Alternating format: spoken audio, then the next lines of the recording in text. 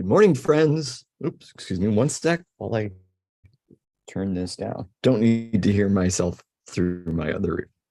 Good morning, and welcome to another episode of PB Reads the Bible. Great to be together today in this fashion. And although it's today for me, it might be yesterday for you, because you might be watching this. You might be joining us from my future. But this is PB Reads the Bible. What is that? Well, I'm PB, I'm Pastor Brian, and this is PB Reads the Bible. So it's a time when I get together with you, when we join together, and I read from the Bible, usually a chapter of it, and talk about it and try to open up some stuff. Love being able to do this with you folks, and love being able to be together in this way. Of course, I always prefer to be in person with folks, to be in the same room, but sometimes we just can't do that. And so we're so thrilled. The church here, Christ UMC in Waynesboro, we're so filled with joy and blessed that we're able to share in this ministry in this fashion and be supported by the folks of the church and be supported by you. Humbles me immensely, because I know some of you have been following along, joining with us all the time. Right from the beginning. I've heard so many folks say how that you get stuff out of it, and I'm glad to hear that. I'm glad that God is able to use me in this way, and I pray that that's going to happen again for you today. So I see some folks are joining in and saying things. That's awesome. I'm going to go look at them. But if you haven't yet, you're joining in, let me know who you are. So you say something in the comments section. Excuse me. Even if you're not joining live, you're joining at 3 o'clock this afternoon or 2 o'clock tomorrow morning, go ahead and, check in. You can also send me a text, 570-351-1619. If you're doing that at 2 o'clock in the morning, don't expect a reply, at least not until 5 o'clock. And you can also use the comment section for questions or anything that pops into your head that you want to share. So if you see me looking to my left, that's because I'm checking to see what you're saying on Facebook. And if I look to my right, it's because my phone is doing something and I'm looking to see what you have to say. But go ahead and check in, and also share your prayer requests, because we are a small group. We share life together, and we keep each other lifted and surrounded in prayer. Good morning, Bonnie. Good morning, Marcia. Good morning, John and Cindy. Good morning, John and Cindy. All right, awesome stuff. Awesome stuff. And again, so glad we're able to do this. We'll do some announcements. Well, you know what? Actually, first, let's do a prayer. Let's do a prayer. Gracious God, help us to center ourselves and to truly be focused and present on this moment and on what you would like to say to us today. Open our hearts and open our minds that we might read these words anew and afresh. In Jesus' name we pray, amen. All right.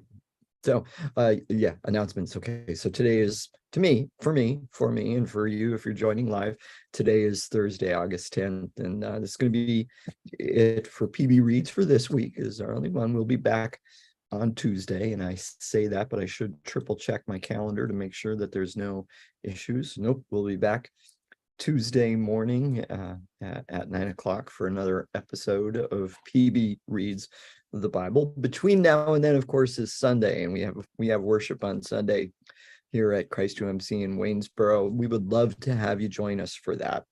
And so we have worship at 8:15 and at 10:45.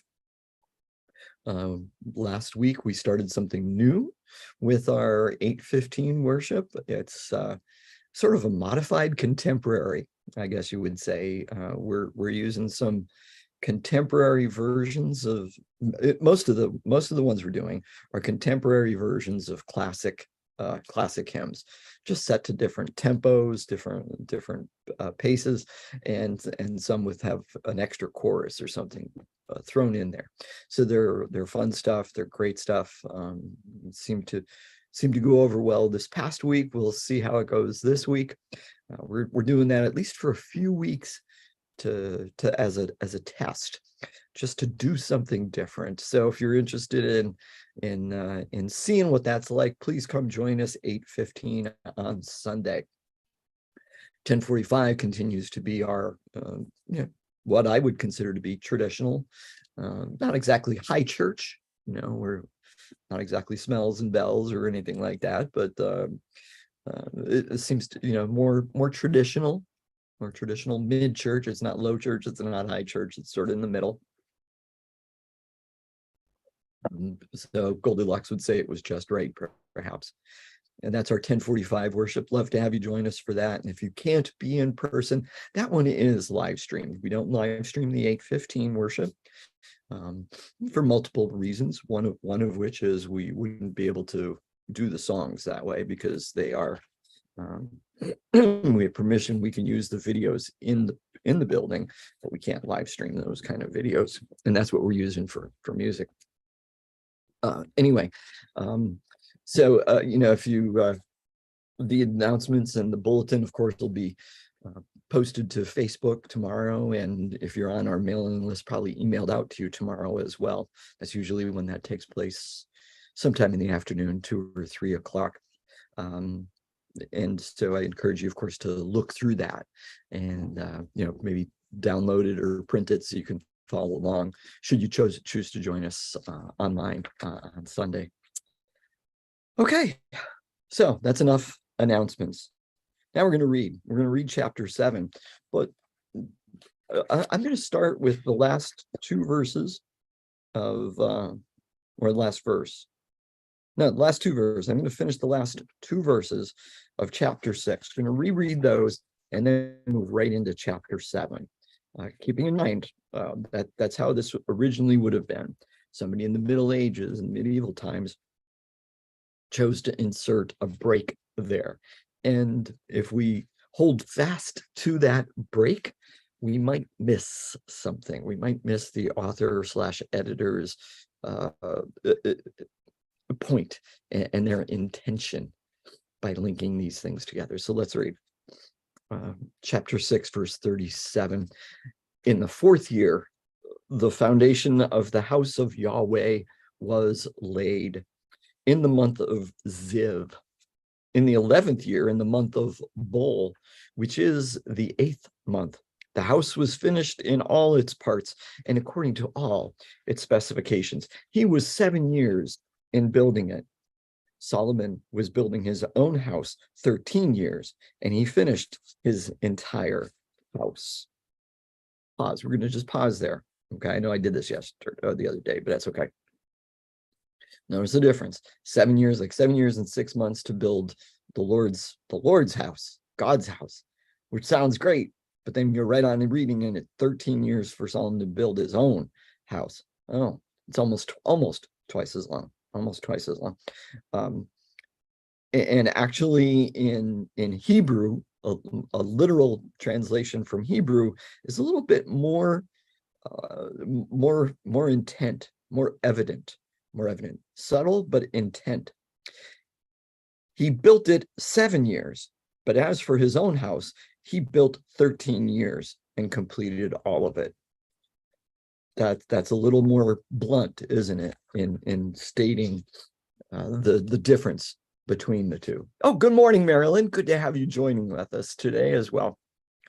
And by the way, it was great to see you in worship this past week.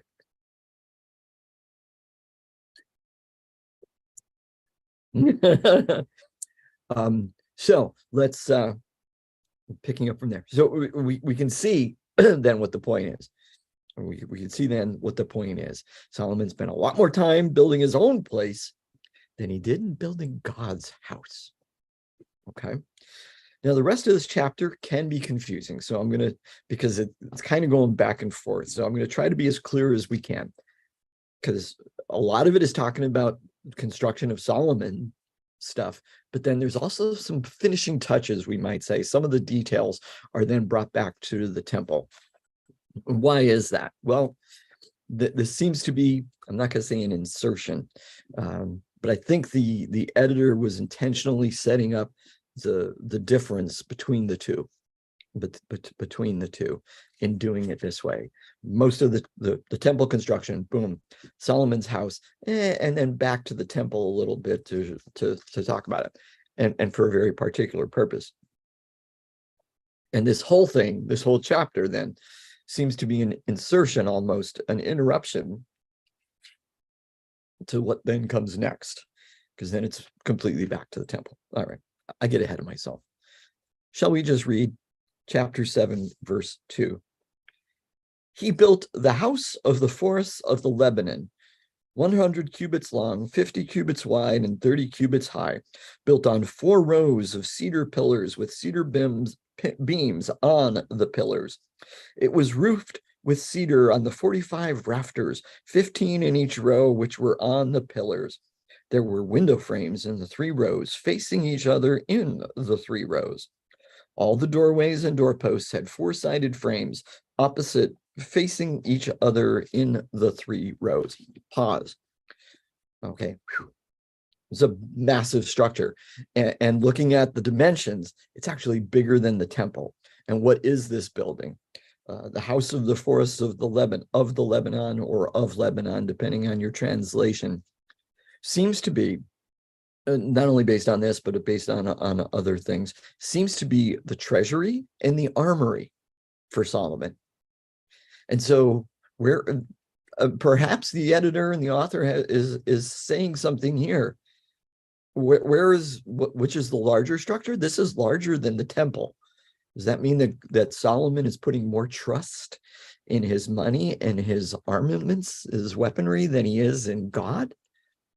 Perhaps that's what he's doing.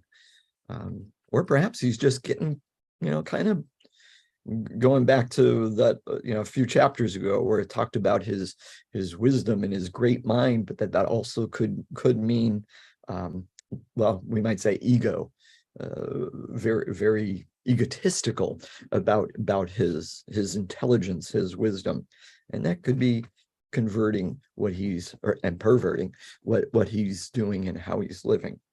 Okay, next, he made the hall of pillars, 50 cubits long and 30 cubits wide. There was a porch in front with pillars and a canopy in front of them. This is, excuse me, not 100% sure what the Hall of Pillars is, but it's another government structure. Solomon didn't just build a house for himself. He built his house, and it's connected to this grand scheme, like this whole thing. Oh, is it not possible that they were building both at the same time and concentrated on getting the temple done first? It doesn't seem to be that way. I mean, that is a possibility, but all the commentaries I've read are that they're separate times, because they all say it's it's like this period of 20 years between the two. It's possible. It's possible. But even if it is the case, if it is the case that they're both going on at the same time, he's spending a whole lot more time building his house and these other structures as he did the temple. Okay, so of course I could be wrong. That would also mean, but like I said, all the commentaries I've read put it this way, that Solomon, it seems to be written that Solomon built the temple and then he built his house.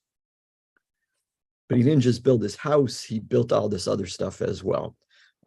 We might say setting up the bureaucracy, or really implanting the bureaucracy in stone. Picking up from there, he made the hall of the throne where he was to pronounce judgment, the hall of justice, covered with cedar from floor to floor. Pause. In other words, his throne room where he was going to be reigning and ruling and, yes, deciding and judging. Continuing, verse 8, his own house where he would reside in the other court back of the hall was of the same construction. Solomon also made a house like this hall for Pharaoh's daughter, whom he had taken in marriage. Pause. So what does that mean? He built a house for himself and a house for Pharaoh's daughter, about the same size as the Hall of Pillars or the Hall of the Throne. Probably the Hall of the Throne. So we're not given dimensions of that. We can only presume that it's of similar size to the Hall of Pillars. But it covered from floor to floor with cedar, covered all over the place with cedar. So it's pretty extravagant for himself, and the separate house for Pharaoh's daughter, whom he had taken in marriage, literally in Hebrew is whom he had received. Yes, we would say marriage, but it seems to be, there is a difference there, perhaps. Whom he had received, like as a gift from the Pharaoh of Egypt, which again sounds great. Oh yeah, we're talking kings and queens throughout the Middle Ages and medieval times, and Henry VIII being given Catherine of Aragon. These are ways to set treaties, to establish treaties and peace and get allies and all that kind of stuff. But the point is, it's Egypt, and they weren't supposed to have anything to do with Egypt. It's like going back to Egypt. And he's making this big house just for her. All these were made, verse 9. All these were made of costly stones cut according to measure, sawed with saws back and front, from the foundation to the coping and from outside to the great court. The foundation was of costly stones, huge stones of 8 and 10 cubits. There were costly stones above, cut to measure, and cedar wood. The great court had 3 courses of dressed stone to 1 layer of cedar beams all around. So had the inner court of the house of Yahweh and the vestibule of the house. Pause. So how many times is the word costly used just in that paragraph? More often than it did in describing the entire temple. But it is saying that those stones and cedar beams were also used in the inner court of the house of Yahweh, in the temple and the vestibule of the house. Continuing. Now, King Solomon invited and received Hiram from Tyre. Pause. Just going to pause there because we need to be clear because it can be very confusing. This is a different person. Solomon has been dealing with Hiram, king of Tyre. Now we are speaking about a man named Hiram, not the king, who is also from Tyre. Okay, 2 things, invited and received. It's that received part is the same word that was used to describe Solomon's relationship to Pharaoh's daughter. And he's receiving this man, this foreigner. Now, this is going to sound nasty, perhaps, right, into our ears. What's the big deal? He's from another land. If he's good at doing the job, he's good at doing the job. The Deuteronomistic editor, in particular, would be very strict with the idea of no foreign involvements, keeping things pure, especially with regards to the temple. But shouldn't be having foreign connections. So verse 13 again, and then continue. Now King Solomon invited and received Hiram from Tyre. He was the son of a widow of the tribe of Naphtali, whose father, a man of Tyre, had been an artisan in bronze. He was full of skill, intelligence, and knowledge in working bronze. He came to King Solomon and did all his work. Pause. Yes, his mother was from Naphtali, but the lineage would be based upon the father, and the father was from Tyre. So he's Phoenician. This man is Phoenician. He's not Jewish. He's not Israelite. He is from Tyre. He's Phoenician. And by saying that his father was a skilled artisan, a man who was a skilled artisan in bronze, we're being told that that's where this guy got his skill. It's not like a God-given skill, we might say.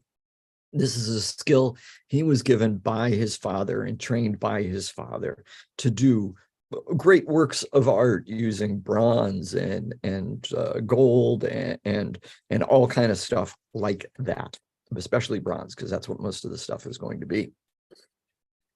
Okay. But so it's this foreigner working on the temple, and we're getting this foreign engagement, and he's receiving him. Sorry about that. Got to refill. Verse 15, he cast 2 pillars of bronze. 18 cubits was the height of one, and a cord of 12 cubits would encircle it. The second pillar was the same. He also made 2 capitals of molten bronze to set on the tops of the pillars. The height of the one capital was 5 cubits, and the height of the other capital was 5 cubits. There were nets of checker work with wreaths of chain work for the capitals on the tops of the pillars. 7 for the one capital and 7 for the other capital. Pause. And just to be clear, okay, I'm sure you know what a column is, like a pillar, and a capital is that part that sits on top of it, because columns or pillars are round, and a capital is usually square that sits on top. It could be decorative, and then that is used as the platform for beams or something else to rest upon on top of it. So that's what the capital is the different part that goes on top of it. Most times it's just kind of flat and plain, maybe with some decoration, but we're told that these capitals were huge, but they're separate from the column itself, from the pillar or column, however you want to phrase it, okay? Now, the capitals that were on the top of the pillars on the vestibule were of lily work 4 cubits high. The capitals were on the 2 pillars and also above the rounded projection that was beside the lattice work. There were 200 pomegranates in rows all around, and so with the other capital. He set up the pillars at the vestibule of the temple. He set up the pillar on the south and called it Jachin, and he set up the pillar on the north and called it Boaz. On the tops of the pillars was lily work. Thus, the work of the pillars was finished. Pause. And all those he's was Hiram from Tyre. Then he made 23. Excuse me. Then he made the molten sea. Pause. What is that? It's a giant bowl. Sea is a giant bowl, and it is a receptacle for water. Which would be used in various sacrifices and purification rituals. Then he made the molten sea. It was round, 10 cubits from brim to brim, and 5 cubits high. A line of 30 cubits would encircle it completely. Under its brim were panels all around it, each of 10 cubits, surrounding the sea. There were 2 rows of panels cast when it was cast. It stood on 12 oxen, 3 facing north, 3 facing west, 3 facing south, and 3 facing east. The sea was set on them. The hindquarters of each were toward the inside. Its thickness was a handbreadth. That's how thick the bronze was. Its brim was made like the brim of a cup, like the flower of a lily. It held 2,000 baths. Pause. Okay, so to get the picture, big bowl, 10 cubits from brim to brim. So 15 feet across, and 7.5 feet deep. Okay, that's big. 15 feet across, 7.5 feet deep. 7.5 feet deep, made of bronze with all that fancy stuff, panels basically encircling it to give it a proper shape, we might say, sitting on 12 oxen, which were made out of bronze oxen, 3, all facing out. And this thing sits right down on top of them. And it held 2,000 baths. although we're not 100% sure. Most estimates put that in the neighborhood of 11,500 gallons of water. Okay, 11,500 gallons. That's a lot of water. Right? Yeah, 11,500 gallons. Just wanted to double check my measurements. 11,500 gallons. This is our best guesstimate of that. That's a lot of water. It's a pool.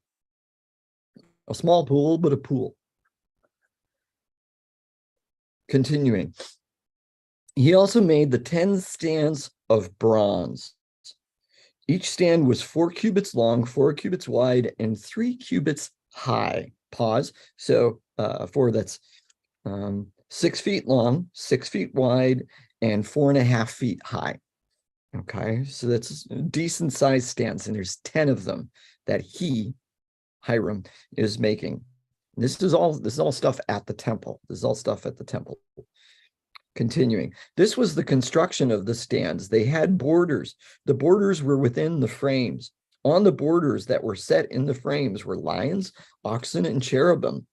On the frames, both above and below the lions and oxen, there were wreaths of beveled work. Each stand had 4 bronze wheels and axles of bronze. At the 4 corners were supports for a basin.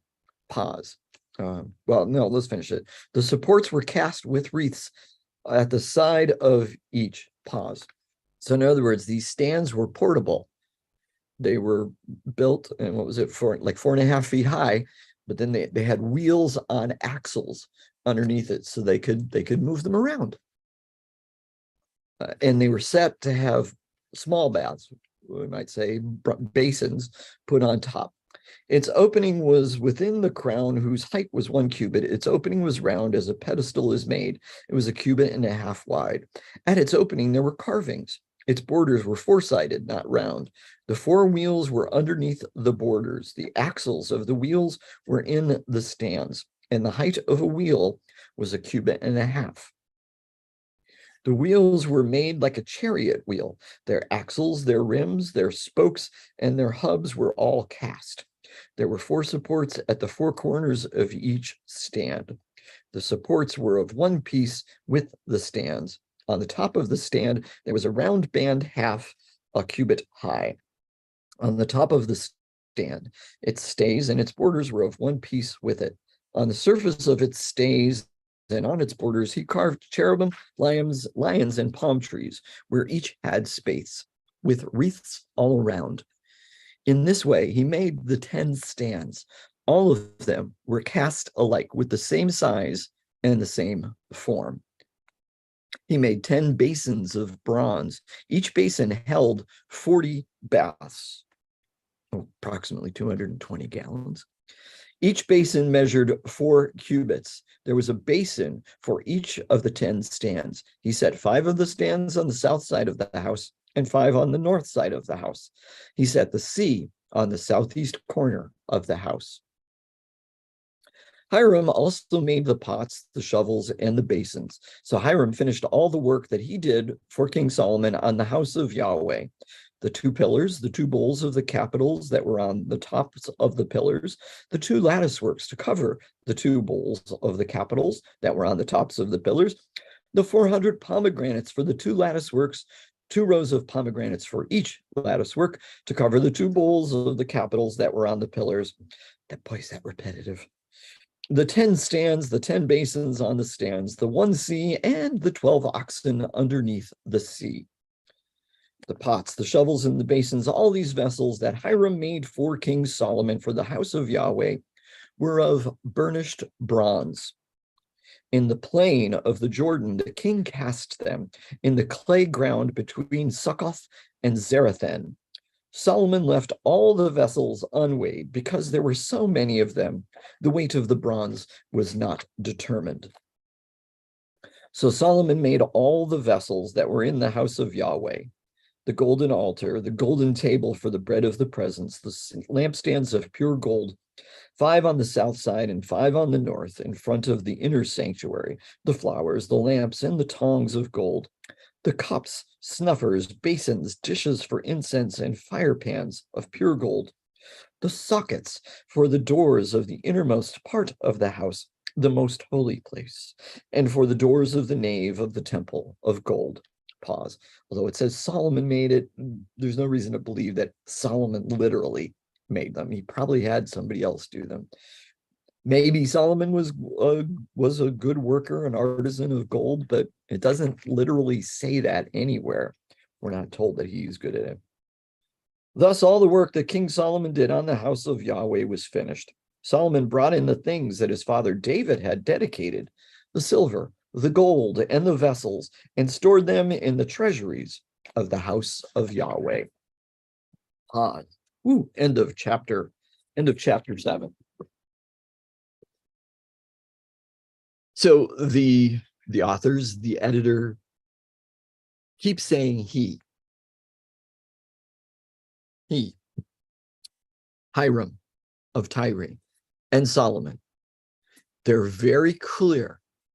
The author, the editor, is very clear that the temple is a house made of human hands, as are all the other structures, Solomon's house and the Pharaoh's daughter's house and all those other things made by humans.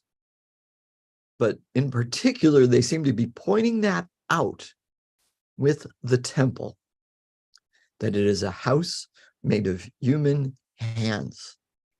Of course, we're told elsewhere in Scripture about houses eternal in the heavens, not made by human hands. There seems to be a point to that although the structure is wonderful and glorious and grand and supposed to be God's dwelling place, it still is only built by humans, and it has that context of God not permanently dwelling there, but kind of using it as a tabernacle, a stayover, a layover. Anyway, my friends, that's going to be it for today. I hope you got something out of today. I truly do pray that is the truth, that it has been a beneficial use of your time as you go about your days, not just today, but every day. Keep those eyes and ears, physical and spiritual, open to everything that our living, loving, active God is doing in your life and in the lives of those around you. When you see it, when you hear it, say, thank you, God, and then tell somebody about it. Until we meet again, my friends.